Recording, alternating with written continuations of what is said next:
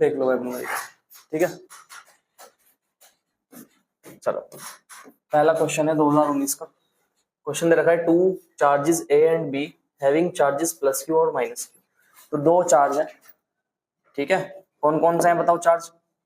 Plus Q और minus Q, ठीक है। आगे क्या बोल रहा है?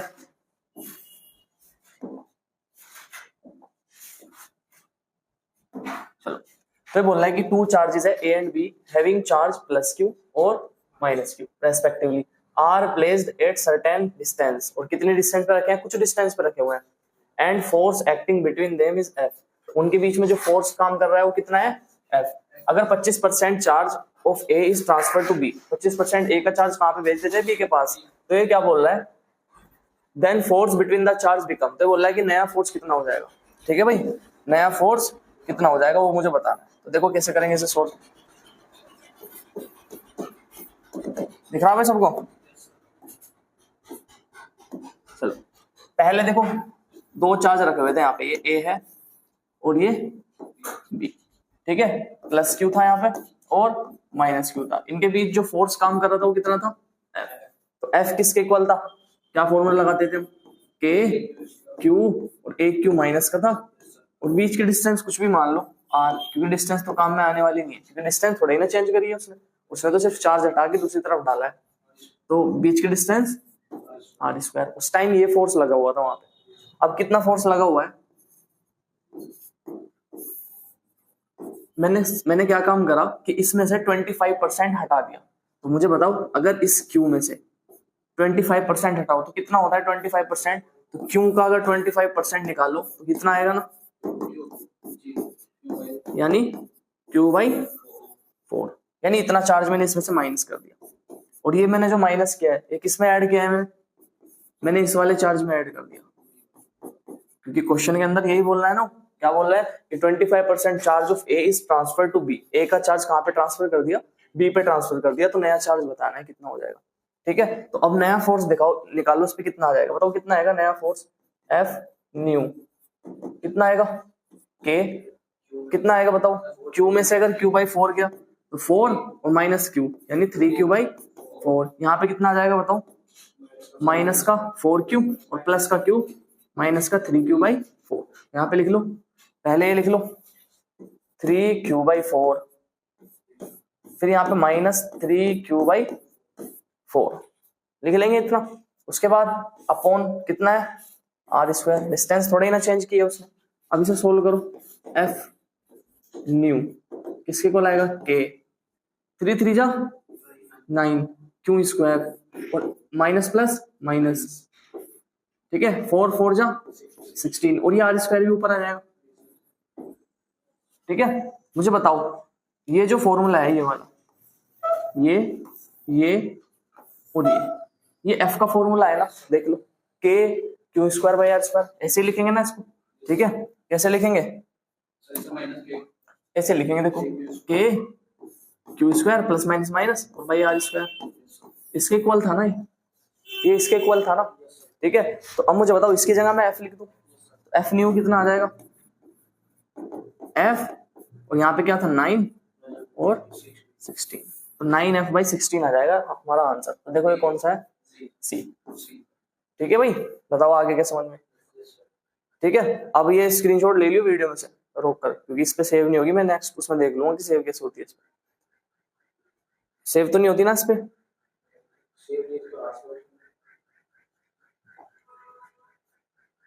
चलो आ ही नहीं रहा इस पे, सेव होगा तो रहा है ऑप्शन। अच्छा हो गई, ठीक है, चलो बहुत बढ़िया, तो हो गई। चलो नेक्स्ट देखो, बताओ इसमें क्या दे रखा है तुम्हें? ये बोल रहा है suppose the charge of A proton and an electron differ slightly. तो किसका चार्ज? प्रोटॉन का एंड एन इलेक्ट्रॉन का differ slightly. One of them is -E and the other is E+ΔE। अगर एक का चार्ज E है तो दूसरे का चार्ज कितना है? अगर एक का चार्ज -E है तो दूसरे का चार्ज कितना है? E+ΔE, यही है ना। उसके बाद if the net of electrostatic force and the gravitational force between two hydrogen atom placed at a distance d, ठीक है भाई, कौन कौन से हाइड्रोजन एटम, एक हाइड्रोजन एटम ये रहा, एक हाइड्रोजन एटम ये रहा। तो क्या बोल रहा है कि क्या बोल रहा है कि दोनों के बीच में डिस्टेंस कितनी है, डी डिस्टेंस है, यही है ना दोनों के बीच में डी डिस्टेंस। आगे much greater than atomic size, ठीक है, a part is zero then delta E of the order, delta E is of the order of, तो इसका क्या निकालना है तुम्हें, डेल्टा ई निकालना है। तुम्हें पता है ये हाइड्रोजन एटम है, तुम्हें इसका चार्ज नहीं दे रखा। एक हाइड्रोजन एटम की अगर मैं बात करूं तो एक हाइड्रोजन एटम एक प्रोटॉन से मिलकर बना होता है और एक इलेक्ट्रॉन से मिलकर बना होता है, दोनों का चार्ज मिलकर हाइड्रोजन एटम का चार्ज बनाते हैं। तो हाइड्रोजन एटम का टोटल चार्ज कितना आ जाएगा, माइनस का ई और प्लस ई प्लस डेल्टा, ये दो चार्ज दे रखे ना प्रोटॉन और इलेक्ट्रॉन के, ई से ई कट जाएगा तो चार्ज कितना बचेगा हाइड्रोजन पर, delta E, minus plus minus अभी तो कटा है तो ये डेल्टा ई हो जाएगा। ठीक है, अब क्या बोल रहा है कि दोनों के बीच ग्रेविटेशनल फोर्स भी लग रहा है और मास मतलब मास वाला नहीं, ग्रेविटेशनल फोर्स भी लग रहा है, इलेक्ट्रोस्टैटिक फोर्स भी लग रहा है। Gravitational force always attraction force होता है, ठीक है, कोई भी चीज तुम ऊपर से गिरो कहाँ जाके गिरेगी, नीचे जाके गिरेगी, क्योंकि अट्रैक्शन होता है ऑलवेज ग्रेविटेशनल फोर्स, और जबकि दो सेम चार्ज है तो वहां पर रिपल्शन होगा। ठीक है, तो इसलिए दोनों को बराबर कर दो, कितना आएगा, दोनों को जब तुम इक्वल करोगे तो दोनों को इक्वल करने के बाद आएगा तुम्हारा ये आंसर आएगा, देखो एफ, एफ कौन सा, इलेक्ट्रोस्टैटिक, एफ ग्रेविटेशन, दोनों को क्या कर दिया हमने, इक्वल कर दिया। इलेक्ट्रोस्टैटिक फोर्स कितना आ जाएगा, के डेल्टा ई स्क्वायर, ठीक है, क्योंकि k q square upon r square यही होता है ना, और बीच की डिस्टेंस कितनी है, D square. Gravitational force G mass of hydrogen का स्क्वायर और अपॉन डी स्क्वायर, ये ग्रेविटेशनल फोर्स का फॉर्मूला होता है, तुम्हें पता है डी से डी कट जाएगा। ठीक है, निकालना क्या है तुम्हें, डेल्टा ई निकालना है, तो के उसके अपॉन में चला जाएगा, जी एम हाइड्रोजन का स्क्वायर अपॉन के, और यहाँ पे स्क्वायर है तो ये सारा किस में आ जाएगा, अंडर रूट में आ जाएगा, यही होगा ना। आगे देखो, आगे क्या कहानी होगी, delta E is equal to, delta E is equal to कितना आएगा बताओ, जी की वैल्यू कितनी होती है, 6.67 इंटू 10 की पावर माइनस का 11, यही होती है ना इसकी वैल्यू। हाइड्रोजन का मास कितना होता है अगर तुम्हारे याद हो, ठीक है दे रखा है, चलो वेरी गुड, दे रखा है इसमें तो और अच्छी बात है, कलर बदल लूं मैं, यहाँ दिखेगा नहीं वरना,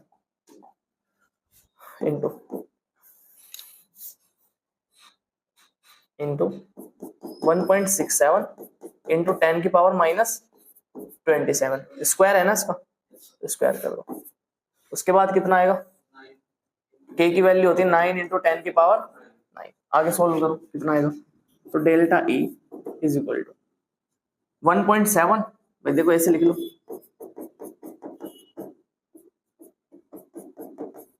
दो बार लिख लिया मैंने 1.7 10 की पावर माइनस 27 का स्क्वायर तो कितना हो जाएगा, 27 का स्क्वायर 54, 10 की पावर माइनस 54 तो यहाँ पे है माइनस 11 ये रही, माइनस 11 ये रही, तो कितना हो जाएगा 65, 9 ऊपर जाके माइनस का हो जाएगा, माइनस ऊपर, ये 9 ऊपर जाकर माइनस का हो जाएगा, तो ऊपर माइनस की कितनी हो चुकी थी 65, 65 और 9 74, तो यानी 10 की पावर माइनस का 74 अपॉन कितना 9 आएगा, क्योंकि ये तो मैंने पावर ऊपर ले गया, और ये सारा किसमें है, सब रूट में है ना। चलो आगे देखो, 10 की पावर माइनस 74 को बाहर निकालो कितना आएगा, लगभग 74 का हाफ कितना होता है, 37 होता है ना, तो 10 की पावर माइनस 37 रूट से मैंने बाहर निकाल दिया, 6.67 इंटू 1.17 इंटू 1.17 अप्रोक्स किसके को लाएगा, 10 11 के को लाएगा अप्रोक्स, और 9 से उसको हम डिवाइड करेंगे तो 1 पॉइंट समथिंग आएगा, 1.34 ये जो भी आएगा, हमें तो पावर से मतलब है क्योंकि आंसर किसमें दे रखा है, पावर में दे रखा है। बताओ पावर कौन सा फॉर्मूला है 37 वाला, तो बी, आंसर क्या आ जाएगा इसका, बी। ठीक है भाई, बताओ कोई अगर कोई है आगे ना, बस पावर पावर सोल्व कर लो तुम, वो भी ना करो तब भी आंसर आ जाएगा, क्योंकि तुम्हें पता है अप्रोक्सी 9 10 के इक्वल ही आएगा जब तुम इसकी मल्टीपल, भाई इसको तुम कितना मान लो, 1.5 मान लो, 1.5 1.5 इंटू 1.5 बताओ, 15 इंटू 15 कितना होता है 225, ठीक है, तो 2.25 और 6.67 मतलब वही कुछ आएगा लगभग, फिर 9 से उसको डिवाइड करोगे तो 1 पॉइंट समथिंग ही आएगा। ठीक है, चलो उसके बाद देखो,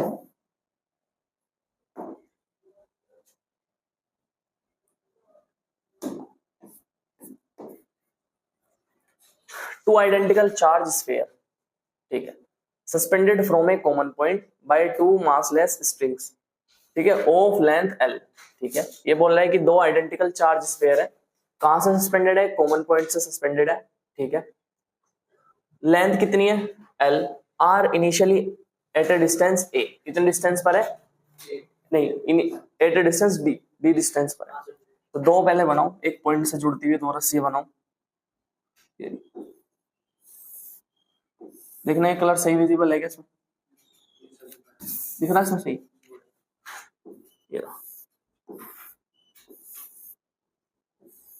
ऐसी कहानी है ना, एक पॉइंट से मैंने कॉमन पॉइंट से मैंने बांध दिया, ठीक है, लेंथ कितनी दे रखी है इनकी, यहां से मैंने बांध दिया, L लेंथ है, उसके बाद कितने डिस्टेंस पर है, D डिस्टेंस पर है, समझ रहे ना, कितने डिस्टेंस है D, और तुम्हें पता है D बहुत ज्यादा छोटा है L से, बहुत ज्यादा पास होगा, बहुत ही ज्यादा, यही हो रहा होगा ना, बहुत ज्यादा पास होगा, बहुत ही ज्यादा, बहुत ज्यादा। जब भी कोई चीज पास होती है ना तो फिर ये चीज और ये हम इक्वल मान के चलते हैं, ये वाली लाइन और ये वाली लाइन इक्वल मान के चलते हैं, क्योंकि इतना पास है, समझ रहे ना, क्योंकि भाई दोनों बहुत ज्यादा पास है। उसके बाद because of their mutual repulsion the charge begin to leak, charge क्या होने लगा रिपल्शन के कारण, लीक होने लगा, लीक का मतलब निकल के गिरने लगा वहां से, from both the sphere at a constant rate से निकल रहा है, as a result the spheres approach each other with a velocity v, ठीक है, वेलोसिटी v से अप्रोच कर रहे हैं एक दूसरे को, then v varies as a function of distance x between the sphere, v में और x में रिलेशन बताना, ठीक है भाई, किस किस में रिलेशन बताना, v में और x में। अब तुम्हें पता है फॉर्मूला क्या होता है, सबसे पहले बताओ नीचे क्या लग रहा होगा, mg, तो किस तरह का क्वेश्चन कराया तुमने, यहाँ क्या चार्ज q1 q2 q होगा दोनों पे, a q square by d square है ना। चलो अगर तुम इनका रिजल्टेंट देखो तो ऑलवेज कहां से आएगा, रिजल्टेंट ऑलवेज बीच से आएगा। क्या मुझे बताओ, अगर मैं इस एंगल को थीटा मान लूं तो मेरा ये एंगल भी कितना होगा, थीटा, क्योंकि एक ही जैसा है दोनों एंगल। यहाँ पे tan थीटा लगा लो, कितना आएगा बताओ, ऊपर लगा के देखो कितना आएगा बताओ, परपेंडिकुलर ये वाली लाइन होगी, क्योंकि जिसके साथ एंगल बन रहा है वो तो कोस, ठीक है, परपेंडिकुलर ये वाली लाइन होगी, के q square by D square और अपॉन mg, यही लिख दो अपॉन mg, यही आ जाएगा।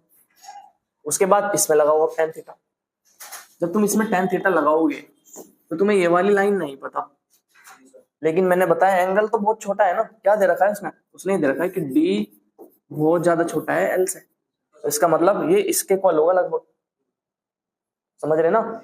और ये हम ऐसे बोल सकते हैं कि साइन tan थीटा लगभग साइन थीटा के बराबर होगा, जब ये चीज बराबर होती है तो ऑलमोस्ट इक्वल हो जाते हैं दोनों एंगल, ठीक है। तो इसमें अगर साइन लगाओगे तुम क्या आएगा, परपेंडिकुलर कितना है भाई, d/2, इतना तो d/2 होगा ना, ठीक है,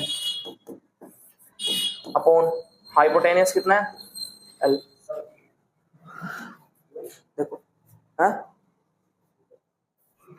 भाई d/2 होगा ना, d/2 रख दिया मैंने, और परपेंडिकुलर हाइपोटेनियस कितना होगा L, क्योंकि परपेंडिकुलर हाइपोटेनियस एक से हो रहा है, चाहे tan लगा के देख लो चाहे साइन लगा के देख लो, ठीक है। अब दोनों को इक्वल करो, k q square by D square mg is equal to d/2L। क्या चीज लीक होने लग रही है, चार्ज ही तो लीक हो रहा है, ठीक है भाई। उसके बाद अगर चार्ज तुम्हारा लीक हो रहा है तो जो चार्ज है वो d पे तो डिपेंड करेगा ना, भाई डिस्टेंस ही तो, भाई तुम क्या कर रहे हो, mutual repulsion, the charge begins to leak from both the spheres at a constant rate, as a result the spheres approach each other with a velocity v, मतलब पास आ रहे हैं, then v vary as a function of the distance x between the spheres as, ठीक है, मतलब x से change हो रहा है तो d को मैं x मान लूं, क्योंकि भाई चेंज होता जा रहा है x भी। तो ये चीज देखो, ये चीज कांस्टेंट, ये तो नहीं बदल रही ना लेंथ बदल रही उसकी, mg कांस्टेंट, ठीक है। तो q square directly proportional to d square, d की क्यूब, d स्क्वायर इधर एक d इधर, क्या मैं बोल सकता हूँ q square directly proportional x की पावर 3, x ही तो बोल रहा है कि भाई इसको x मान लो, समझ रहे ना। अब दोनों तरफ डिफरेंशिएशन कर दो, ठीक है, लेकिन डिफरेंशिएशन करने के लिए तुम एक स्टेप कर लो, q डायरेक्टली प्रोपोर्शनल x की पावर 3/2 लिख सकता हूँ क्या बताओ? है भाई, x की पावर 3/2 लिख सकते हैं ना? तो इधर चला गया इसके अपोन, दोनों तरफ डिफरेंशिएशन, दोनों तरफ t के रेस्पेक्ट में करो, कितना आएगा? 3/2 आगे, ठीक है, x की पावर 1/2, ठीक है, और साथ में क्या आ जाएगा? x का भी डिफरेंशिएशन आ जाएगा, dx/dt, ठीक है।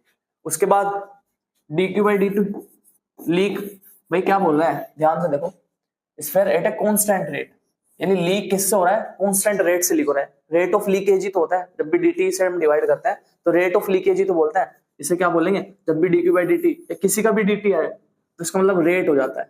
यहाँ पे रेट क्या है? रेट ऑफ लीकेज,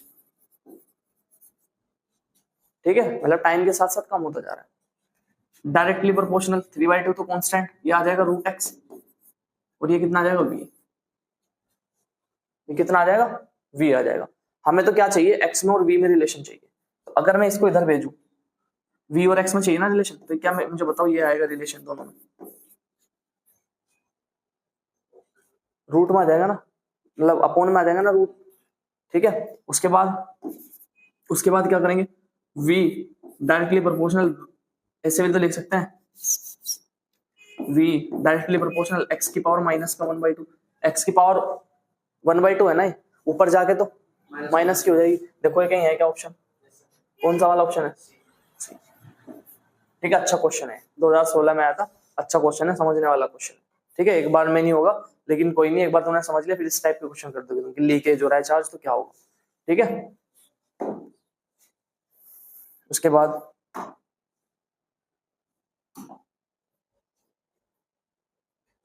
चलो, ऐसा क्वेश्चन मैंने नोट्स में भी कराया था।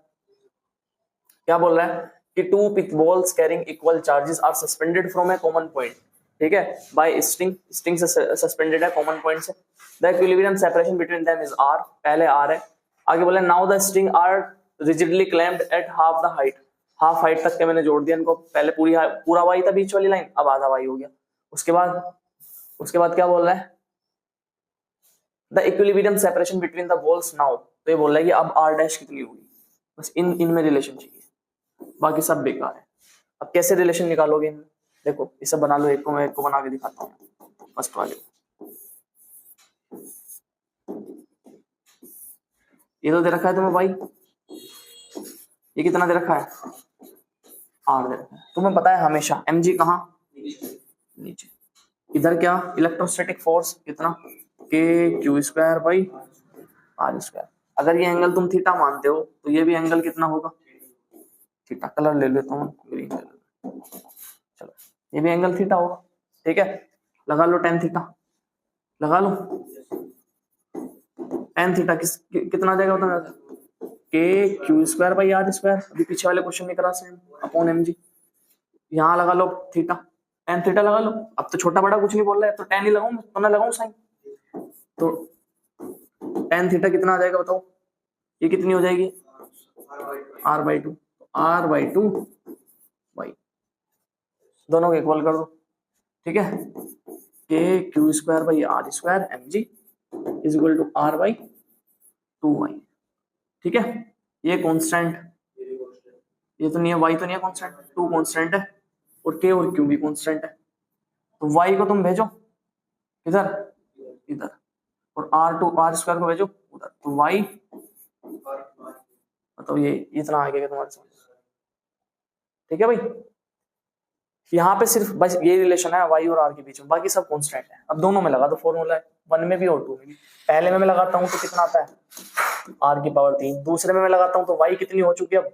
y/2, ठीक है। r कितना है? r डैश का पावर 3, 2 ऊपर चला जाएगा, y से y कट जाएगा तो 2 ऊपर चला जाएगा, कितना है?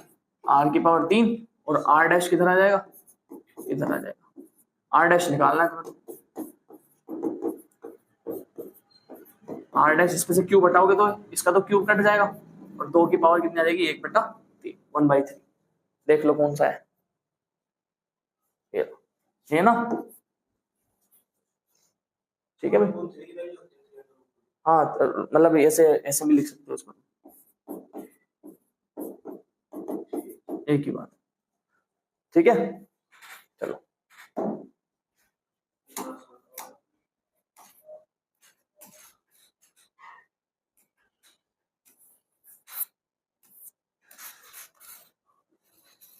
देखो क्या बोल रहा है, दो पॉजिटिव आयंस हैं, each carrying a charge Q R separated by A distance, ठीक है। दो पॉजिटिव आयन, एक पॉजिटिव आयन ये रहा, एक पॉजिटिव आयन ये रहा, कितने डिस्टेंस से सेपरेटेड है, d डिस्टेंस से सेपरेटेड है। If f is the force of repulsion between the ions, ठीक है, the number of electron missing from each ion will be, तो तुम्हें e की वैल्यू निकालनी है, n की वैल्यू, नंबर पूछा ना, नंबर, ये बोल रहा है कि नंबर कहाँ है, नंबर। चलो पहले तो मुझे ये बताओ, सिंपल तो समझो, इन दोनों के बीच में कितना फोर्स लग रहा होगा, k q square by d square, ये है ना फॉर्मूला। r कितनी दे रखी है तुम्हें, d दे रखी है ना, तो d लिख लो, ये दे रखा ना। चलो उसके बाद देखो क्या बोल रहा है तुम्हारे से कि नंबर बताने हैं इलेक्ट्रॉन के, f की फॉर्म में आएगा आंसर, यस ठीक है, d की मल्टीप्लाई इधर कर दो, f d स्क्वायर, k नीचे आ जाएगा is equal to q square, q पे से रूट हटाओ कितना आएगा बताओ, q is equal to f d square by k, q is equal to N E आएगा ना, q इज इक्वल टू भाई, q is equal to N E तो होता है f, ठीक है बाई k। अब n निकालने में e अपॉन आ जाएगा। अब मुझे बताओ, अगर तुम्हें n को बाहर रखना हो तो 1/e करके रख लेना, और अगर 1/e, e जब अंदर जाएगा तो स्क्वायर हो जाएगा, तो इसलिए जी e जब नीचे आएगा ना तो अंदर जाएगा तो स्क्वायर हो जाएगा। देखना ये ऑप्शन है कहीं, ठीक है। k की वैल्यू लिख लो चाहे अगर लिखना चाहो तो, क्या होती है k की वैल्यू होती है 1 अपॉन 4 पाई एप्सिलॉन नॉट, तो 4 पाई एप्सिलॉन नॉट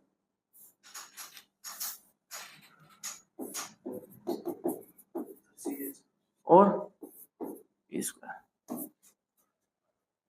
ठीक है भाई। आगे देखो, ये कौन सा था, ईयर में नहीं आया भाई, 2018 का क्वेश्चन, ठीक है। चलो देखते हैं क्या दे रखा है question, an electron falls from rest through a vertical distance h, ठीक है, in a uniform and vertically upward directed electric field. एक इलेक्ट्रॉन है ये, ठीक है, क्या बोल रहा है, रेस्ट से गिर रहा है, यानी u is equal to 0, rest से गिरने का मतलब यही होता है, falls from rest through a vertical distance h, ठीक है, वर्टिकल डिस्टेंस कितनी दे दी h। आगे in a uniform and vertically upward directed electric field, electric field कहाँ है, इलेक्ट्रिक फील्ड ऊपर है, ये तो तुम्हें हाइट दे रखी है, इलेक्ट्रिक फील्ड कहाँ है, ऊपर, ठीक है। आगे देखो, the direction of electric field is now reversed, अब क्या कर दिया हमने, डायरेक्शन इलेक्ट्रिक फील्ड की रिवर्स कर दी। मुझे बताओ जब इलेक्ट्रिक फील्ड ऊपर तो इलेक्ट्रॉन, बताओ इलेक्ट्रॉन का फोर्स कहाँ लग रहा होगा, नीचे, क्योंकि हमें पता है अगर माइनस चार्ज हो तो जिधर इलेक्ट्रिक फील्ड उसके अपोजिट डायरेक्शन में फोर्स लगता है, ये है ना कहानी। चलो कहां पे थे हम, electric field, the direction of electric field is now reversed keeping its magnitude same, electric field की डायरेक्शन क्या है अभी, सेम, बस हमने क्या काम करी, डायरेक्शन बदली उसकी। A proton is allowed to fall, अब की बार मैंने क्या ले लिया, एक प्रोटॉन, और प्रोटॉन कैसा होता है, पॉजिटिव, ठीक है। अब मैंने उसको गिरने दिया फ्रॉम रेस्ट, ये भी कहां से, रेस्ट से। आगे in it through the same vertical distance, vertical distance भी क्या है h।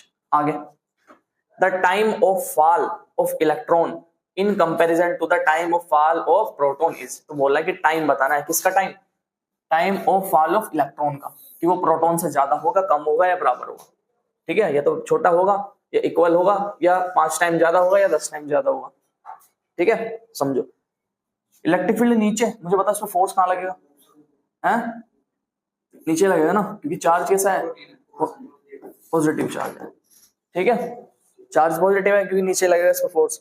अब इसके बाद देखो टाइम पूछ रहा है, बताओ टाइम का फॉर्मूला क्या होता है, s is equal to ut plus half at square, यही एक फॉर्मूला है, मैं पता है, u तो 0 हो रहा है, तो यानी S कितना दे रखा, H equal to half. A मुझे पता नहीं है, A मुझे पता नहीं है, तुम्हें पता है यहाँ पे एक फोर्स और लग रहा है सब पे, और उस फोर्स का नाम मुझे बताओ जल्दी क्या है, mg, gravitational, due to gravity. mg यहाँ पे भी लग रहा होगा, नीचे ही तो जा रहे हैं। तो net force is equal to किसके इक्वल होता है, m में, m में के इक्वल होता है ना। तो QE plus mg is equal to ma। a कितना आ जाएगा यहाँ से, QE प्लस का mg, और बाई m यहाँ पे भी कर दो, यहाँ पे भी कर दो, चाहे एक के इक्वल कर दो, m से m कट गया है भाई, ये तो हुआ ना। चलो ये कुछ गड़बड़ है, mg नीचे है और QE इधर है, हाँ अच्छा देखना एक बार, ग्रेविटेशनल तो नहीं दे रखा इसमें, कुछ मास तो नहीं दे रखा ना, इलेक्ट्रिक फील्ड और मैग्नेटिक, ठीक है चलो, इसमें इसने जिक्र ही नहीं करा इस चीज का, तो मैं ये वाला फोर्स मान के नहीं चल रहा हूँ अभी, mg वाला, ठीक है भाई।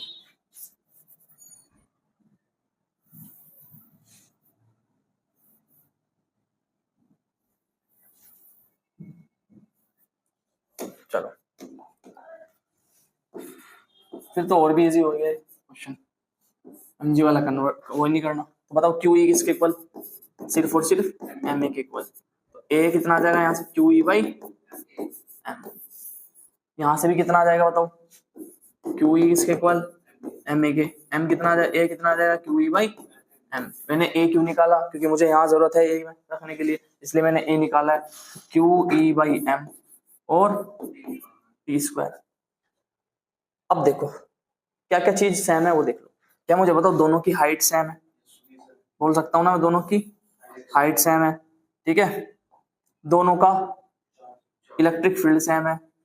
अभी जो चीज दे रखी है वो देखो, चार्ज भी सेम होता है, 1/2 तो सेम है ही, समझ रहे ना। T किस पे डिपेंड कर रहा है, यानी T square directly proportional to m। बताओ इतना आ गया क्या, T square directly proportional to m, ये रिलेशन आया ना, ठीक है। जिसका मास ज्यादा, जिसका मास ज्यादा उसका टाइम ज्यादा, टाइम की वैल्यू ज्यादा, समझ रहे ना भाई, ये तो रिलेशन आया कि जिसका टाइम ज्यादा, ऐसे भी लिख सकता हूं मैं, स्क्वायर यहां से रूट पा जाएगा। बताओ मास किसका ज्यादा होता है, मास प्रोटॉन का ज्यादा होता है। तो प्रोटॉन का मास अगर ज्यादा है तो वो ज्यादा टाइम ले रहा है, समझ रहे ना भाई, जिसका मास ज्यादा है वो ज्यादा टाइम ले रहा है। पूछ क्या रहा है, the time of fall of electron in comparison to the time of fall of proton is smaller. Smaller आएगा ना भाई, इसका टाइम कम होगा, ठीक है, तो आंसर क्या आ जाएगा, स्मॉलर, ठीक है। कर लो सर नोट, क्या कर लो, सेव करना, हाँ फोटो भेज दूंगा मुझे, ठीक है। बाकी अच्छा इसमें ना कुछ क्वेश्चन 1998 के हैं, वो मैंने नहीं कराई, मैंने 2000 के बाद के दे रखे थे। जैसे कि इसमें ना क्वेश्चन स्किप हो रहे, फोर्स बिटवीन मल्टीपल चार्ज, ठीक है, 2 क्वेश्चन ये हैं, और इलेक्ट्रिक फील्ड वाले क्वेश्चन है कुछ, ठीक है, ये अपने आप कर लेना। 1994 1998 के तो इस तरह के क्वेश्चन है, मैंने 2000 के बाद वाले लिए हैं इसमें सारे, ठीक है भाई। तो इतने क्वेश्चन हो गए तुम्हारे, ये क्वेश्चन कौन से ईयर का था, 2018 तक के हो गए तुम्हारे, मतलब इसमें, ठीक है, आंसर ये आ रहा।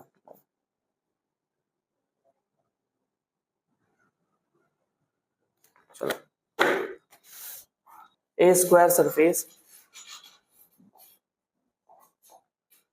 Surface of side L metre in the plane of paper in the plane of paper is placed in a uniform electric field E acting along the same plane at an angle theta with the horizontal side of the square as shown in the figure, the electric flux बताना। तो मुझे बताओ, आसान सा question है, E तो तुम्हारा ऐसे जा रहा, और तुम्हारा बताओ एरिया कहाँ से आएगा, एरिया तो बाहर को आएगा ना, इधर को तुम्हारी तरफ को, तो E और A के बीच में कितना एंगल बन रहा, इलेक्ट्रिक फील्ड ऐसे, ये ऐसे, तो 90 का, चाहे इसको यूं घुमा लो, यूं कर लो, हमेशा 90 का बनेगा।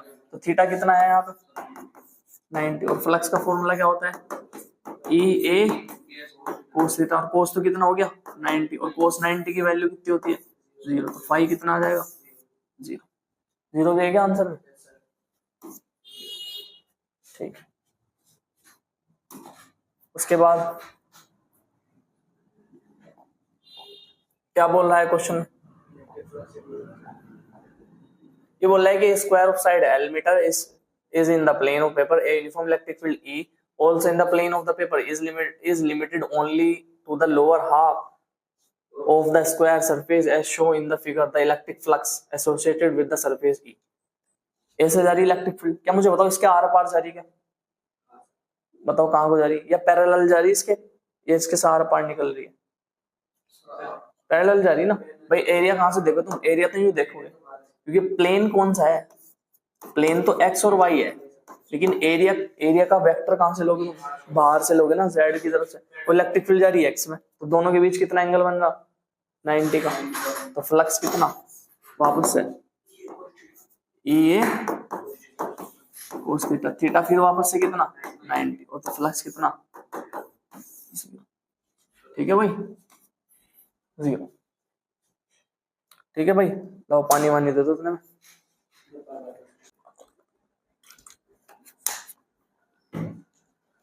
चलो ठीक है भाई, हो गए।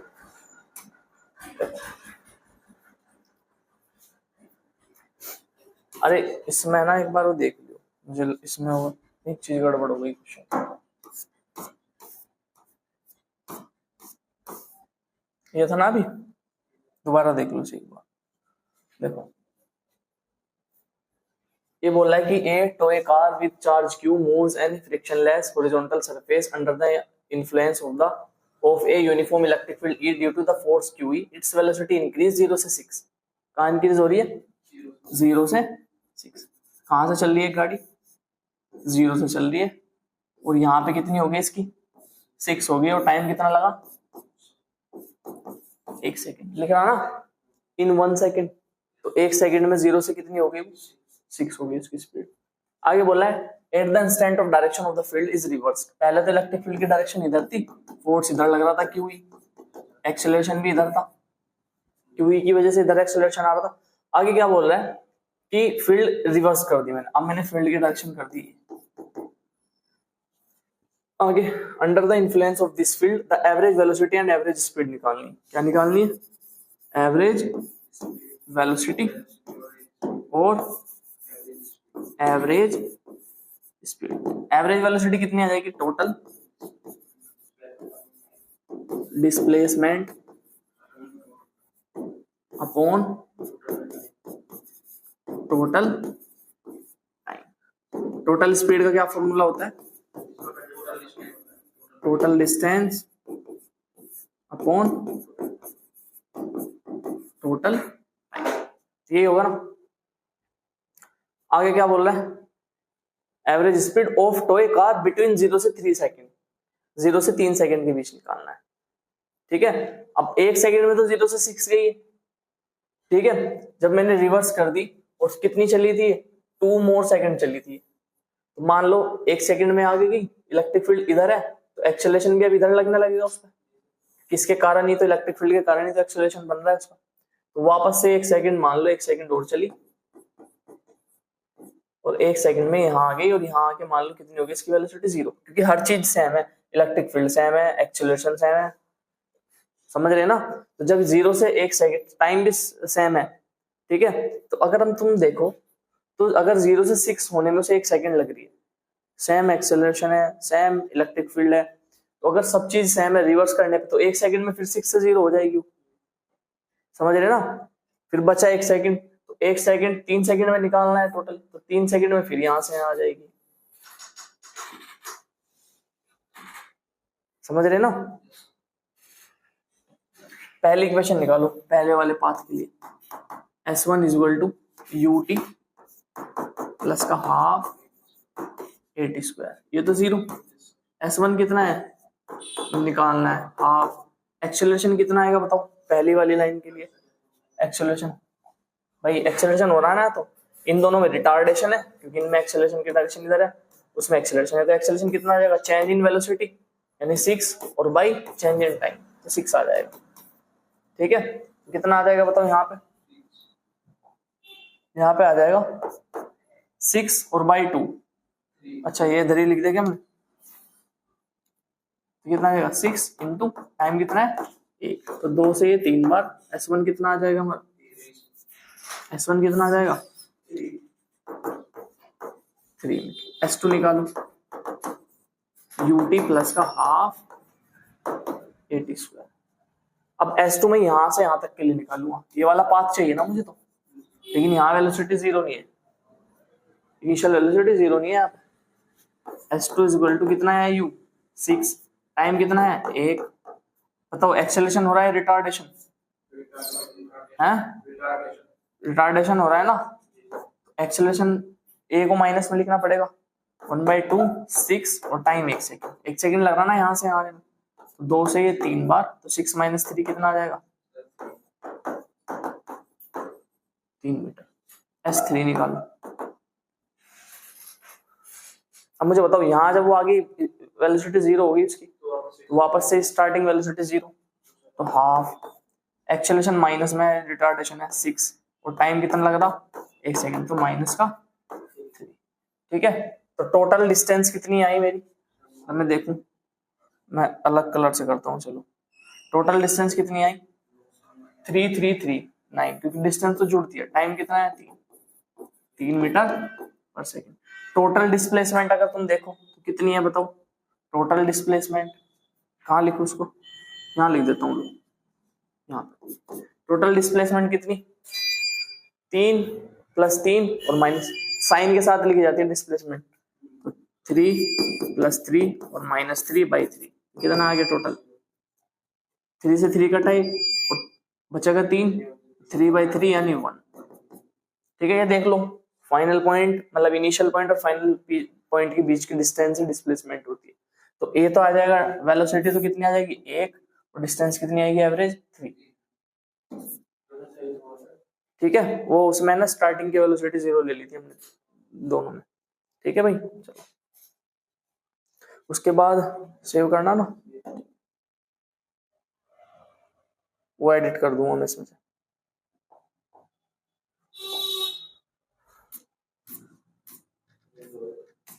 ये तो हो गया अभी है ना, चलो आगे।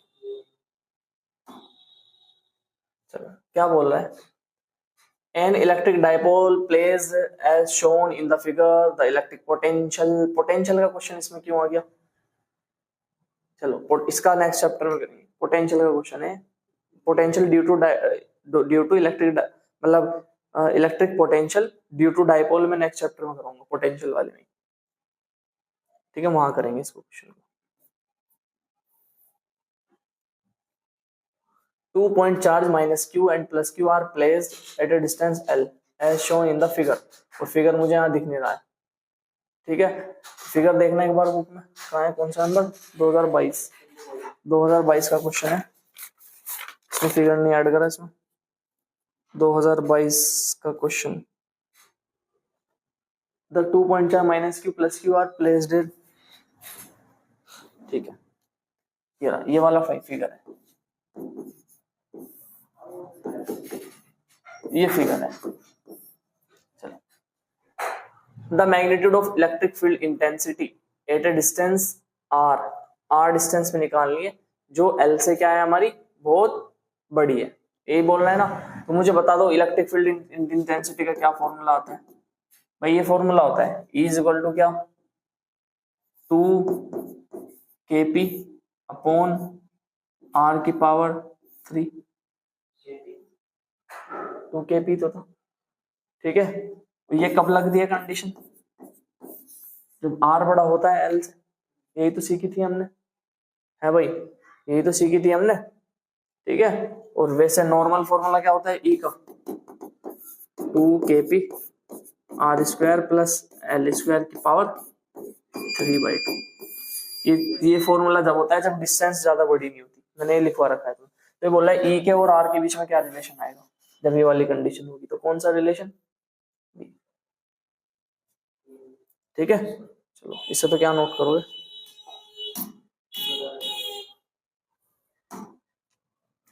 Polar molecules are the molecules having a permanent electric dipole. Polar molecule क्या होता है? तो जिसमें एक प्लस और एक माइनस हो, यही पढ़ रखा है ना हमने। और बीच की डिस्टेंस हो कुछ, ये 2l मानी थी हमने, कुछ भी डिस्टेंस हो। मैंने तुम्हें नॉर्मल फॉर्मूला याद करा था कि कोई भी एक चार्ज और बीच की डिस्टेंस क्या कहलाएगा? Electric dipole. और वही क्या होता है? पोलर मोलिक्यूल होता है having a permanent electric dipole moment. तो इलेक्ट्रिक डाइपोल मोमेंट तो परमानेंट बना रहेगा इसका, क्योंकि माइनस क्यू भी है और यहाँ पे प्लस क्यू भी है।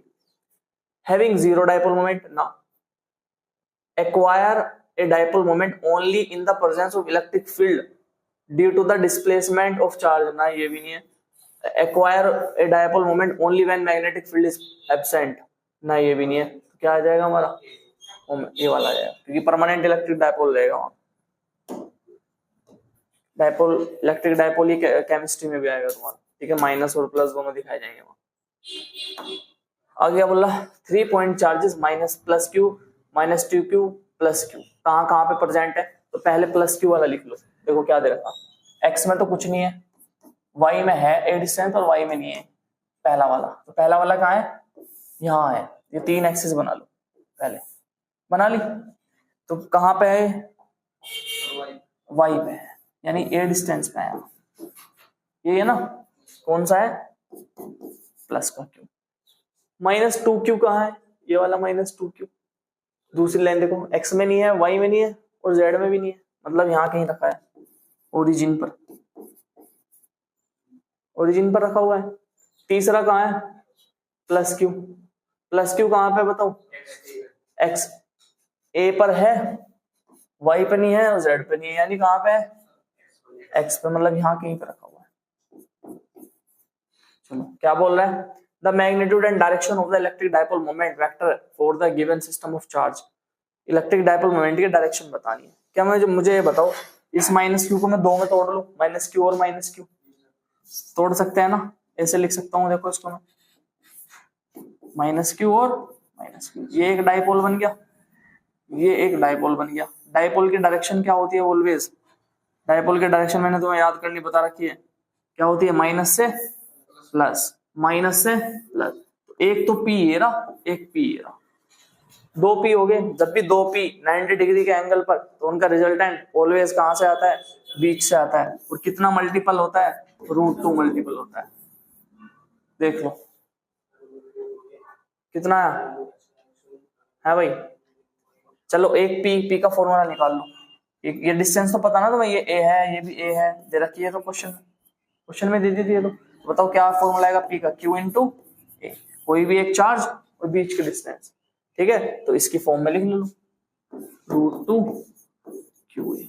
ये आ रहा हूं, √2 QA along the line joining points x y 0 and x a y a। ठीक है, QA ये तो नहीं आएगा, √2 QA बताओ प्लस x डायरेक्शन में है क्या? ये जो नेट आया प्लस x डायरेक्शन में है क्या? प्लस y में है क्या? ये तो इन दोनों के बीच में है, तो कौन सा आंसर आएगा? ठीक है, बोला ना, x भी a y भी a, इनके बीच में आएगा कहीं पर, ठीक है। हाँ ठीक है, मतलब एक यहाँ पे अगर देखो, यहाँ पे तो 0 0 0 और यहाँ पे क्या है? a a, यहाँ पे तो ये है ना, z में तो 0 है यहाँ पे। चलो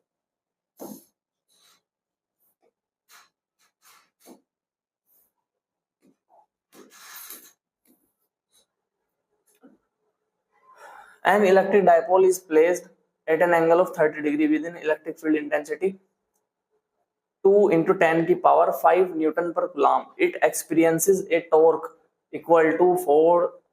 टॉर्क का फॉर्मूला है। देखो जब भी इलेक्ट्रिक फील्ड होती है, मैंने तुम्हें कराया नहीं थ्योरी में, अब समझ लो। इलेक्ट्रिक फील्ड होती है तो इसमें क्या रखा होता है? इलेक्ट्रिक डायपोल लगा होता है। अगर ये माइनस क्यू तो ये प्लस क्यू। इलेक्ट्रिक फील्ड की डायरेक्शन ये है। तो मुझे बताओ माइनस क्यू वाले पर फोर्स किधर लगेगा? इधर। प्लस क्यू वाले पर इधर, उसी की डायरेक्शन में। तो ये इसको घुमाने का कोशिश करेगा, ठीक है। तो टॉर्क का क्या फॉर्मूला आएगा? P क्रॉस, ये टॉर्क का फॉर्मूला है। जब भी तुम क्रॉस प्रोडक्ट खोलते हो तो किसमें खुलता है, पीई साइन थीटा में। ठीक है भाई, पीई साइन थीटा में इसमें खुल जाता है। ठीक है, ये मैं टॉर्क का बाकी बच्चा पूछा मैं अगले चैप्टर से शुरू करा दूंगा। ठीक है, चलो आगे क्या बोल रहा है, टॉर्क कितना है 4। ठीक है, डायपोल की लेंथ कितनी है 2, इलेक्ट्रिक फील्ड कितनी है 2 × 10⁵, एंगल कितना है 30 डिग्री। आंसर तो मैं हाथों में दे दिया इसने रखकर। ठीक है, क्या पूछ रहा है, calculate the magnitude of charge on the dipole. तो देखो torque is equal to P का फॉर्मूला क्या, क्यू इंटू बीच की डिस्टेंस, बीच की डिस्टेंस ए मान लो, ये डिस्टेंस ए मान लो अपनी तरफ से, क्योंकि ए दे रखी है तुम्हें, कितनी दे रखी है बताओ, ए कितनी दे रखी है 2 सेंटीमीटर। ठीक है, चलो आगे चलो, Q इंटू ए ई साइन थीटा निकालना क्या है तुम्हें, यहां से Q निकालना, तो Q किसके को आएगा, टॉर्क अपॉन ए ई साइन थीटा। टॉर्क कितना है बताओ 4 न्यूटन मीटर, अपॉन ए कितना है 2 सेंटीमीटर, 2 × 10⁻² मीटर में बदलने के लिए। उसके बाद ई कितना है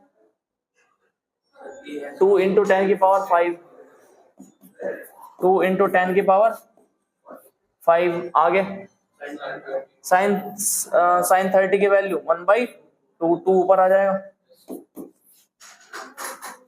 2 से 2 कैंसिल, इस 2 से 2 4, 2 टाइम्स ऊपर तो आ जाएगा 2, 10 की पावर कितनी -2 + 5 प्लस का 3 और ऊपर जाके तो माइनस को मैं कैसे लिख सकता हूँ 10 की पावर 2 की पावर -3, ये आ जाएगा ना। ठीक है, उसको मिली भी लिख सकते हैं, मिली 10 की पावर -3 मिली होता है ना, तो 2 मिली कूलम आ जाएगा। ठीक है भाई, कर लो, सेंटीमीटर में है ना, मीटर में बदलेंगे तो -2। ठीक है भाई, चलो आगे क्वेश्चन देखते हैं।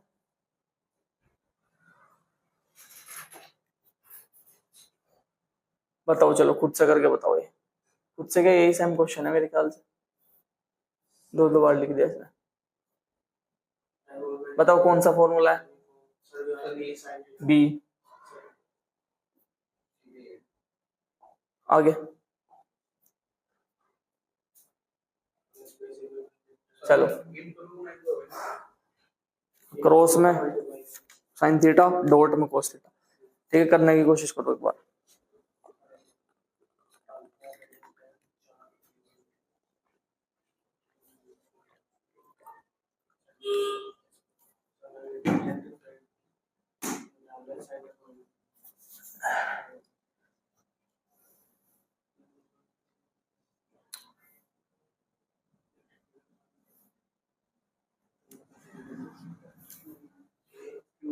चलो भाई, चलो सोल्व करने की कोशिश करो, देखते हैं क्या दिया है। ए spherical conductor of radius 10 centimetre, कितनी रेडियस है इसकी बेचारे की 10 सेंटीमीटर। आगे देखो चार्ज कितना है, आगे डिस्ट्रीब्यूटेड यूनिफॉर्मली। अब तुम्हें पता है कंडक्टर है तो चार्ज कहाँ रहता है, अंदर बाहर, यूनिफॉर्मली डिस्ट्रीब्यूटेड है। आगे what is the magnitude of electric field eight A point 15 centimetre from the centre, centre से कितनी डिस्टेंस पर 15, यानी ये कितनी दे रखी है तुम्हें, ये डिस्टेंस 15 सेंटीमीटर डिस्टेंस पे क्या निकालना है तुम्हें, इलेक्ट्रिक फील्ड निकालना है। ठीक है, 1/4πε0 कितना है ये हमें पता है, ना भी देता हम फिर भी लिख देते। ठीक है, चलो क्या फॉर्मूला था ई का बताओ, के क्यू और बटा आर स्क्वायर। इतना आसान सा क्वेश्चन दे दिया है। चार्ज कितना है,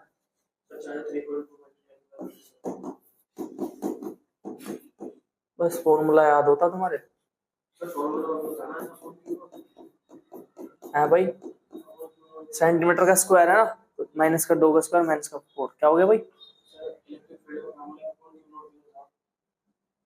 F/Q0 कहां से आ गया, इलेक्ट्रिक फील्ड का स्फेयर के पास, कंडक्टर स्फीयर के पास, ठीक है। बताओ कितना आएगा, मल्टीप्लाई करो सारों की, कितना आएगा बताओ।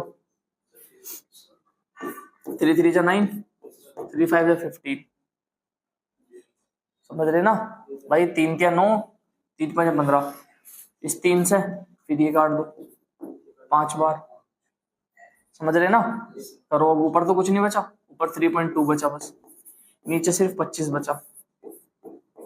मल्टीप्लाई 10 की पावर -4 ऊपर ले जाओगे तो +4, प्लस का 4 और प्लस का 9, प्लस का 13, 13 में से 7 के 6, बताओ यहाँ तक आएगा समझ में तुम्हारे, है भाई, है ठीक है। आप एक पॉइंट हटाओ यहाँ से तो 32, जब तुमने एक पॉइंट हटाया तो एक पावर कम हो गई वहां से, यानी 25 से 32 को हम डिवाइड करेंगे 1 पॉइंट समथिंग आएगा, तो 1.2 के समथिंग आएगा।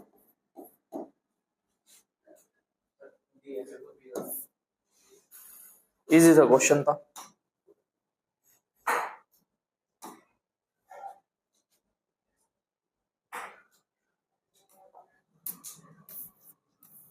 चलो, a thin conducting ring of radius r is given a charge +q. The electric field at a center of the ring due to the charge on the part AKB. The ring is E. यानी जो AKB है इसके कारण जो electric field है वो कितनी है, E है। The electric field at the center due to the charge on the part ACDB. यानी जो दूसरा वाला पार्ट दिया है तुम्हें, ये वाला ACDB, इसके कारण सेंटर पर इलेक्ट्रिक फील्ड निकालनी है, ठीक है। चार्ज कैसा है, प्लस का, आ रहा ना समझ में। मुझे बताओ जो ये इसके कारण इलेक्ट्रिक फील्ड है ये बाहर को लगेगी, टोटल इलेक्ट्रिक फील्ड कितनी होती है सेंटर पर, ई टोटल की, ई टोटल कितनी, क्या मुझे बताओ, ई ए के बी और प्लस ई ए सी डी, दोनों मिला के टोटल बन जाएगी। टोटल इलेक्ट्रिक फील्ड सेंटर पे कितनी, 0, ए के बी वाले की कितनी, ई, तो किसकी निकल के आ जाएगी,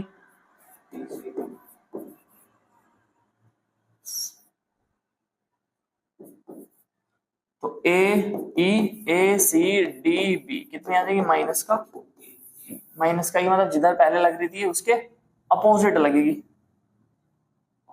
इधर, तो कहां से, ओ से के की तरफ, तो कितनी, ई अलोंग विद के, ओ से के की तरफ लगी थी ना, है भाई। चलो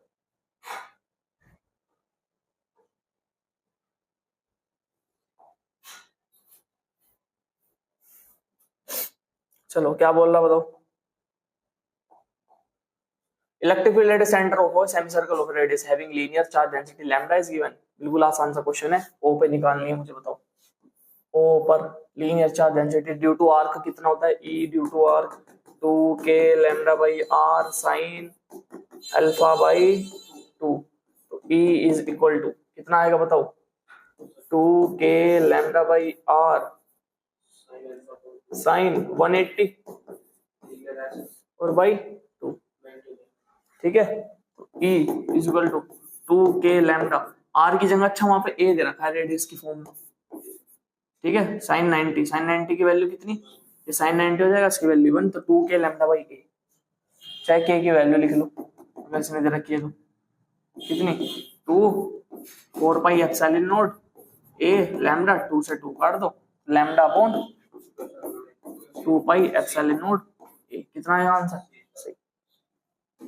आगे देखो, सही है ना, है भाई, सही है ना, कटिया।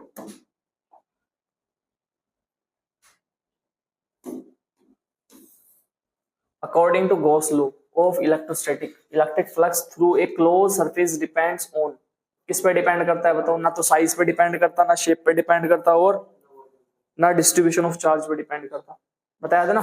The area of the surface, the quantity of charge enclosed by the surface, ये आएगा ना, कि जितना चार्ज अंदर होगा उसके। ठीक है, अगला देखो,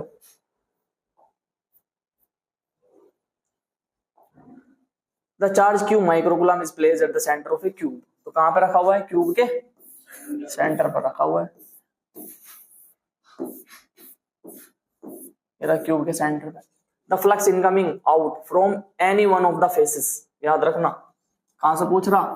फेस से। अगर वो पूछेगी फाइव क्यू से कितना होगा, तो क्यू से एप्सिलॉन नॉट, मतलब पूरे क्यूब से, पूरे क्यूब से तो क्यू बाई एप्सिलॉन नॉट होगा ना, क्योंकि क्यू चार्ज रखा। कितने फेस से पूछ रहा है? एक फेस से। टोटल कितने फेस हैं क्यूब के? 6। तो एक फेस के हिस्से में कितना रहेगा? Q by 6। ठीक है, चार्ज माइक्रो में दे रखा तो क्यू की वैल्यू माइक्रो में लिख लो, -6 आ जाएगी। ठीक है, तो कितना आंसर आ जाएगा? आगे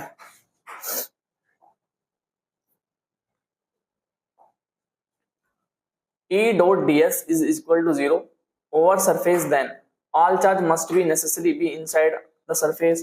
बताओ कौन सा आंसर आएगा इसका? E dot is equal to 0, flux का फॉर्मूला यही तो होता है, E dot ds, और वो किसके इक्वल आ रहा? 0 के इक्वल आ रहा। समझ रहे ना? आगे देखो क्या बोल रहा है, all the charge must be necessary be inside the surface। ठीक है, the electric field inside the surface is necessary uniform, the number of flux lines entering the surface must be equal to the number of flux leaving it। ये सही है, तभी तो आएगा ये answer, जितनी अंदर आ रही उतनी बाहर जा रही, तो क्या हो जाएगा हमारा? 0 हो जाएगा। ये क्या इसका आंसर है भाई? आंसर यही है 2023 का। चेक करके बताओ, चलो खुद से, बिल्कुल आसान क्वेश्चन है, मुझे बताओ इसका आंसर।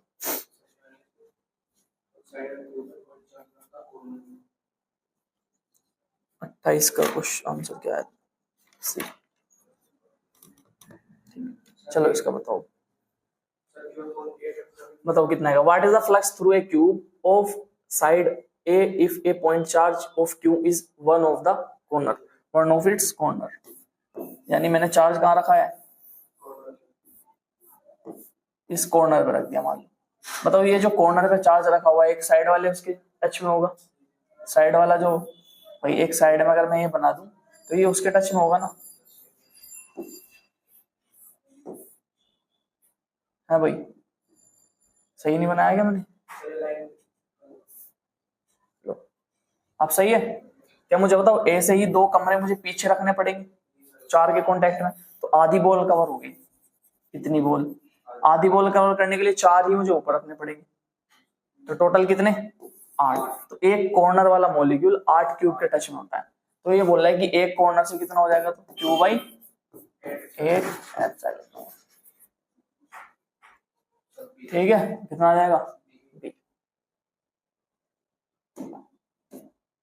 आगे, a charge q is enclosed by a Gaussian spherical surface of radius r if the radius is double, radius क्या कर दी? Double, then the outward electric flux will be। बताओ रेडियस है, तुम डबल कर लो, 10 गुना कर लो, 20 गुना कर लो, अगर चार्ज अंदर क्यू रखा हुआ है तो फ्लक्स कितना रहेगा? वही का वही रहेगा, क्योंकि electric flux does not depend on charge, मतलब size, shape and distribution of charge. ना साइज पे डिपेंड करता, ना शेप पे डिपेंड करता, ना डिस्ट्रीब्यूशन ऑफ चार्ज पे डिपेंड करता, तो क्या आएगी? Remain same. सी आंसर आ जाएगा तुम्हारा। ठीक है भाई,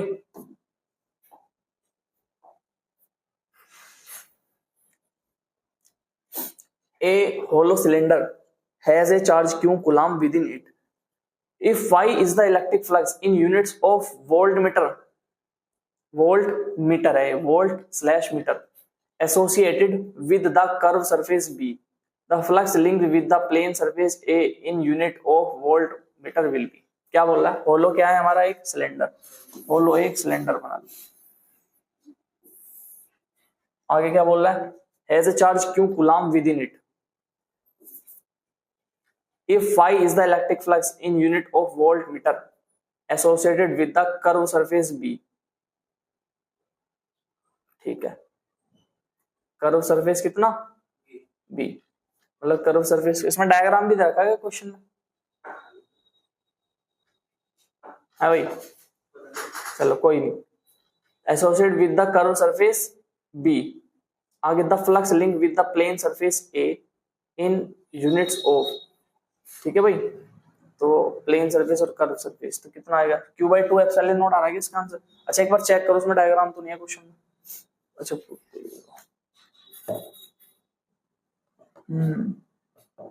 डायग्राम है इसमें डायग्राम है भाई, उसने ऐड नहीं कर रखा डायग्राम। देखो सरफेस के नाम क्या क्या दे रखे हैं, CAB, ये C है, ये A है और ये वाला B है। अब हो गया सही है, डायग्राम था इसके अंदर क्वेश्चन के। Hollow cylinder has a charge q coulomb within it if phi is the electric flux in unit voltmeter associated with the curved surface B। ये कर्व सरफेस से कितना है B, the flux linked with the plane surface A। ठीक है, A से मुझे बताना है कितना होगा। है भाई, क्या बताना मुझे, ये बोल रहा है कि with the plane surface A in units of voltmeter will be, तो क्या निकालना, फ्लक्स। फ्लक्स कितना होगा बताओ, B से कितना है फाई। क्या मुझे बताओ अगर इलेक्ट्रिक फील्ड लाइन इधर से अंदर आएगी इधर से क्या आ जाएगी बाहर, तो यहाँ से तो फ्लक्स 0 हो जाता है। ठीक है, तो इसका फॉर्मूला कितना आता है यहाँ पे इलेक्ट्रिक फील्ड का, E इंटू ए, E इंटू ए होता है ना, E इंटू ए कोस थीटा, E इंटू ए कोस थीटा होगा ना, तो फाई कितना आ जाएगा मेरा यहाँ पे बताओ। अगर मैं इस सरफेस के लिए बात करूं तो कितना आ जाएगा बताओ भाई। इधर से एरियाज का इलेक्ट्रिक फील्ड लाइन मान लो इधर से आ रही है, इधर से इसका एरिया, इसका एरिया इधर से, ये है ना, इसका एरिया इधर से दिखेगा, इसका एरिया इधर से दिखेगा तुम्हें, और उसका एरिया कहां से दिखेगा, वहां से दिखेगा। ठीक है, तो कितना आ जाएगा इसका क्यों बाई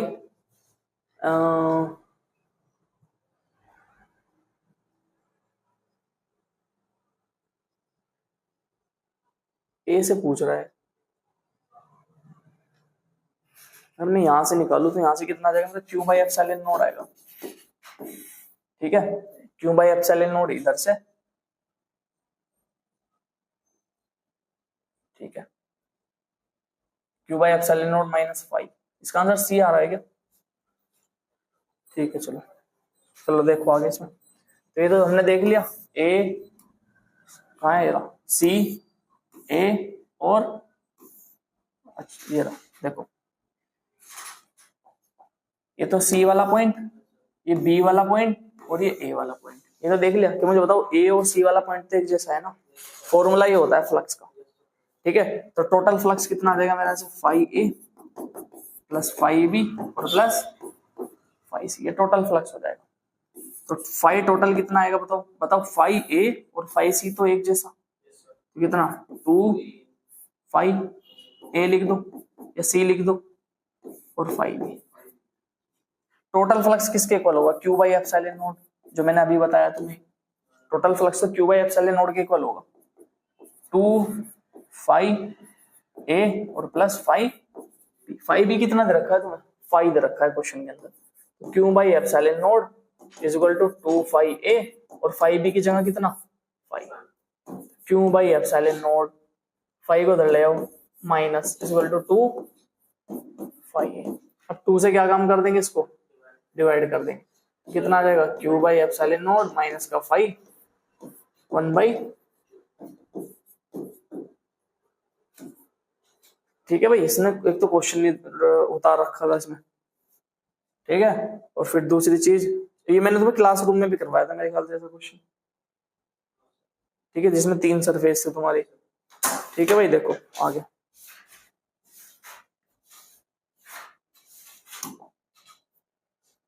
चलो, अभी मुझे खुद करके बताओ, बहुत आसान क्वेश्चन है, कितनी बार मैंने तुम्हें करा दिया, एक जैसा क्वेश्चन है।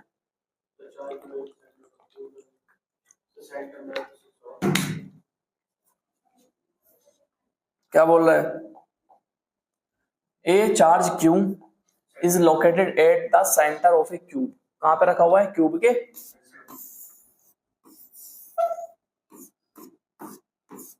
यहां रखा हुआ है। The electric flux through any face, कहां से पूछ रहा है, फेस से, क्यूब से नहीं पूछ रहा, पूरे सेंटर क्यूब का पूछता अगर तुम्हारे से, तो क्यूब का कितना आ जाता, क्यू बाई एप्सिलॉन नॉट। ये तो सिर्फ एक फेस का पूछ रहा है, टोटल फेस कितने 6, तो Q by 6, Q by 6 epsilon not. देखो कौन सा आंसर है, कोई नहीं, लो 4 पाई से मल्टीप्लाई कर दो, 4 पाई इंटू 4 पाई। ठीक है भाई, 4 पाई से मल्टीप्लाई कर दो, ये रहा, देखो अगर कट हो गए इससे फिर भी वही आ जाएगा। चलो आगे देखो,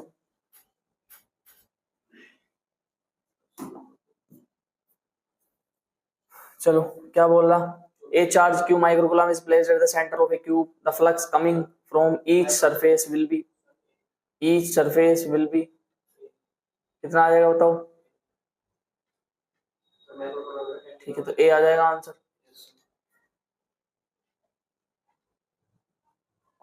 एक जैसे क्वेश्चन आ रहे सारे, बताओ क्या है। ए charge Q is situated at the corner of A cube, corner पे रखा है, the electric flux pass through all the 6 of the cube. चलो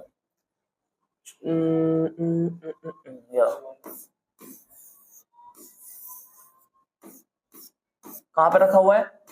कॉर्नर पे रखा हुआ है, ठीक है, of A cube, the electric flux pass through all the 6 of the cube, all the 6 of the cube. अच्छा पूरे क्यूब से निकालना, तो पूरे क्यूब से कितना आ जाएगा, कितना पार्ट होता है? क्यूब बाई 8, एक गोला, एक बॉल, एक क्यूब के 1/8 कॉन्टेक्ट में होती है, मैंने बताया था बी। एक जैसे क्वेश्चन है तो सारे, बताओ क्या आएगा। A hollow metal sphere of radius r is uniformly charged. The electric field due to the sphere at a distance r from the center. Hollow metal sphere है, मेटल का है याद रखना, तो चार्ज देंगे तो सारा कहां पे? चलो रेडियस कितनी है इसकी? r. The electric field due to the sphere at a distance r, कितने डिस्टेंस पे? r, वो डिस्टेंस क्या है ऑप्शन से देखेंगे। डिक्रीज एज आर इंक्रीज, जैसे जैसे आर इंक्रीज होती जाएगी तो इसकी डिक्रीज, जो इसका जो क्या पूछा तुम्हारे से, इलेक्ट्रिक फील्ड, इलेक्ट्रिक फील्ड ही तो बतानी है, तो उसकी इलेक्ट्रिक फील्ड कितनी होगी? बोला कि डिक्रीज हो जाएगी जैसे जैसे आर बढ़ेगा, तो मुझे ये तो पता है कि आर बढ़ने से डिक्रीज होगी, लेकिन अंदर या बाहर? अंदर तो 0 है। देखो 4r is equal to, 4r कम होगा जब 0 से, अगर r 0 से कम होगा, सॉरी r कैपिटल R से कम होगा, उसकी रेडियस से कम होगा तो 0 होगी, यहाँ पे तो हर जगह 0 होगी, कहीं पे भी ले लो। तो पहला पॉइंट बोल रहा है कि अगर r स्मॉल r से कम होगी तो डिक्रीज होगी, डिक्रीज कहाँ हो तो 0 ही होगी। तो देख लो पहले 0 वाला देख लो, अंदर का तो मुझे पता, 0 as r increase for r, ये मतलब स्मॉल r छोटा है जब r से, मतलब यहाँ कहीं पे भी पॉइंट है तो उस टाइम क्या होगी? 0, ये तो मुझे पता 0 होगी, तो इसका मतलब ये तो C आएगा या D आएगा, ठीक है। And decrease as R increase, जैसे जैसे आर बढ़ता जाएगा, मतलब बाहर आ गए अब हम, तो बाहर जाएंगे हम, तो बाहर जाएंगे तो इलेक्ट्रिक फील्ड किसके इनवर्सली प्रोपोर्शनल होती है? आर स्क्वायर के। तो जैसे जैसे आर बढ़ेगी इलेक्ट्रिक फील्ड कम होगी, तो डिक्रीज होती जाती है जैसे आर बढ़ता जाता है। तो ऑप्शन क्या आ जाएगा? सी।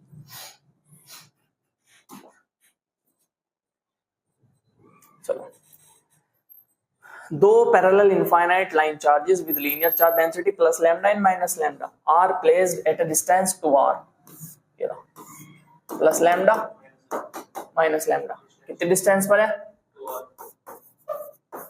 2r डिस्टेंस पर प्रेजेंट है। What is the electric field midway between the two line charge? यहाँ पे क्या निकालनी है तुम्हें? है भाई इलेक्ट्रिक फील्ड, बताओ। प्लस बाहर की तरफ कितना, कितना फॉर्मूला था बताओ? लॉन्ग है क्या? लॉन्ग इनफाइनाइट, ठीक है, कितना? 2k lambda by r, infinite के लिए ये होता है। ये माइनस वाला, ये भी किधर लगाएगा? माइनस वाला, माइनस वाला अंदर की तरफ, कितना? 2k lambda by r।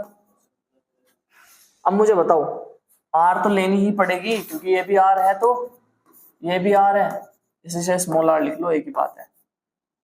Capital लिख लो, स्मॉल लिख लो, ठीक है। इसमें क्या दे रखी? इसमें कैपिटल दे रखी, तो लो कैपिटल लिख लो सब। लो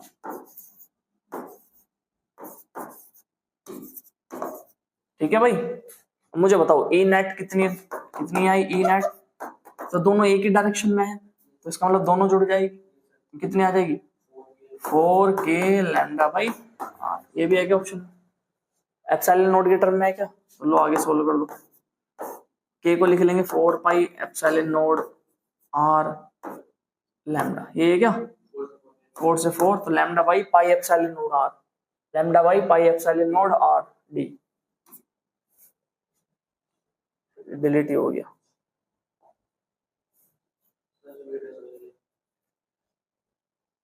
चलो, the electric field at a distance 3r/2 from the centre of the charge conducting sphere shell of a radius r is E। The electric field at a distance r/2 from the centre of the sphere is. देखो क्या बोल रहा, electric field at a distance 3r/2 from the centre of the charge conducting sphere shell of radius r। एक shell है जिसकी radius कितनी है r। कैसा है बताओ, कंडक्टिंग है, तो कंडक्टिंग है तो चार्ज कहाँ है सारा, सरफेस पे। अंदर तो चार्ज कितना है भाई 0, अंदर तो चार्ज कितना है 0। उसके बाद कंडक्टिंग है ना, क्योंकि और होलो भी दे रखा है इसमें। The electric field at a distance 3r/2 from the centre of the charge conducting shell of a radius r is E। तो ये बोल रहा है कि 3r/2, ये डिस्टेंस कितनी है 3r/2, 3/2 यानी डेढ़। यहाँ पे कितनी है इलेक्ट्रिक फील्ड E है इसकी, कितनी है इलेक्ट्रिक फील्ड E है इस जगह पे। तो ये बोल रहा है कि the electric field at a distance r/2 from the centre, मतलब यहाँ पूछ रहा है यहाँ r/2, बताओ कितनी होगी यहाँ पे इलेक्ट्रिक फील्ड कितनी होगी बताओ भाई। वहां तो E है, इलेक्ट्रिक फील्ड अंदर कितनी होगी, चार्ज है क्या अंदर, तो 0। इसमें तो कुछ सोचना ही, 0 आंसर आ जाएगा। उसके बाद देखो खत्म हो गई। चलो तो सारे हो गए तुम्हारे पी वाई क्यू, हाँ टोटल थे जितने भी थे मैंने सारे करा दिए। ठीक है भाई, बाकी अगले चैप्टर